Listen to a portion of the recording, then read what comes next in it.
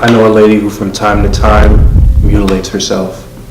All she wants to do is be the best version of herself, but sometimes she fails miserably. And in despair, this lady takes a sharp blade and cuts her arms slowly and carefully. Sometimes the scars she leaves are big, some are small. Now this is where it gets interesting. After the scars begin to heal and slowly fade away, the lady does something quite peculiar. She gets a tattoo on top of each scar that the blade left on her arm. She decides that she doesn't want to lose the memory of her mistakes. Instead of wearing sleeves every day to cover it up, she wears each tattooed scar with pride. Because this lady truly does want to be the best version of herself. And doing so requires that she holds herself accountable by never forgetting the mistakes she's made along the way. This lady is one that we all know. Her name is Lady Liberty. And the country she represents has made mistakes along the way, including discrimination against its own citizens based on race, gender, sexual orientation, and religion.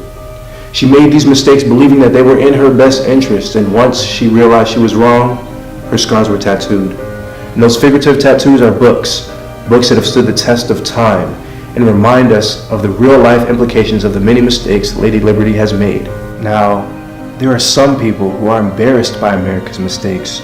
They want to erase the evidence, these books, from history. Through an unconstitutional practice called censorship, they would prefer to ban these important books from libraries and schools all around the country. Let me break it down for you. According to the First Amendment, Americans are granted the right to freedom of speech and expression.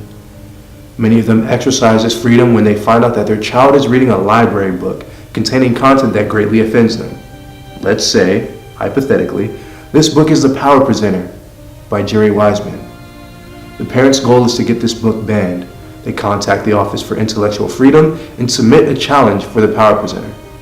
According to the American Library Association, or ALA, a challenge is a formal request to ban a controversial book by moving it from school curriculums and libraries. But why? It could be due to contrasting political views. An author named Nat Hentoff wrote about this in a book he ironically titled Free Speech for Me, But Not for Thee, How the American Left and Right Relentlessly Censor Each Other.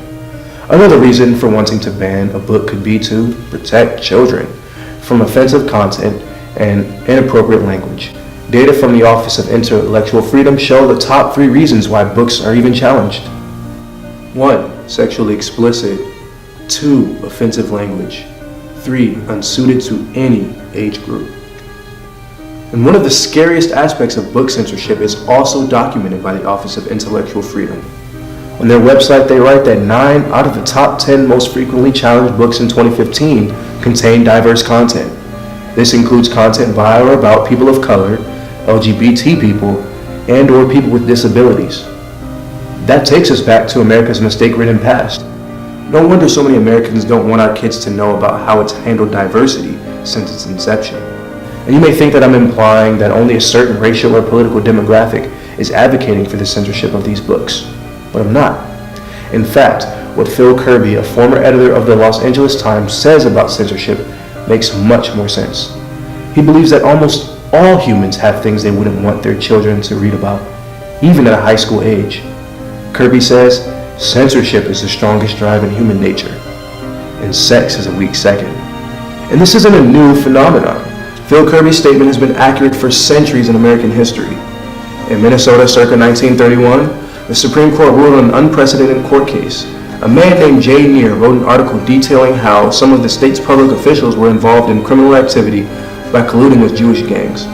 The state of Minnesota was granted an injunction, meaning that they could legally stop the newspaper from printing Mr. Neer's story.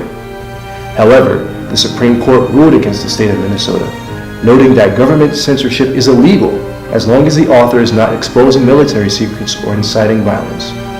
In 1969, the Supreme Court ruled on a case called Brandenburg versus Ohio that further explained the 1931 verdict. The courts declared that government censorship should only be allowed if 1. It is directed to inciting or producing imminent lawless action, and 2. likely to incite or produce such action. Can the government prove that these books, which contain diversity and historical lessons, are likely to make its readers commit a crime? No! Therefore, we cannot let them censor books and rob our youth of valuable and possibly life-changing information. The good news is, there are several ways to do your part in limiting the unjust challenging and banning of books essential to American history, like To Kill a Mockingbird, Of Mice and Men, The Adventures of Huckleberry Finn, and Snow White and the Seven Dwarfs. First, get informed by talking to local librarians, school teachers, and legislators. Learn more by visiting the websites of organizations like the American Library Association. It is the oldest and largest library association in the world. Visit the ILA website. Their executive director, Diane Foote, has been influential in the fight against censorship. The ALA Office for Intellectual Freedom and the First Amendment Center both provide updates on which books are currently being challenged. Once you are informed, please join and donate to foundations who are also combating censorship, such as the American Booksellers for Free Expression, ACLU, and the Freedom to Read Foundation. Now, if all of these strategies sound like big steps, then start small. Just read. Every year, the ALA hosts Banned Books Week, an event where people around the globe read controversial books that have either been banned or highly challenged. Our previous one, held September 24th through 30th in 2017, was a smashing success.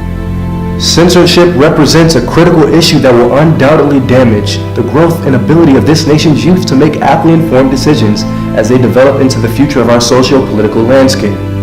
If we believe in the free speech First Amendment ideals of our founding fathers, we must fight the tyrannical censorship that determines what our children can and can't read. As a society, American governments have progressed from burning women who were thought to be witches, to burning books that were disagreed with, to a less violent but equally scary form of censorship, making people believe that certain books never existed.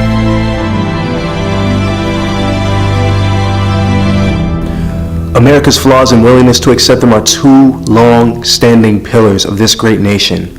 Join me, and join those who believe in a proud, tattooed Lady Liberty in the battle against unjust censorship.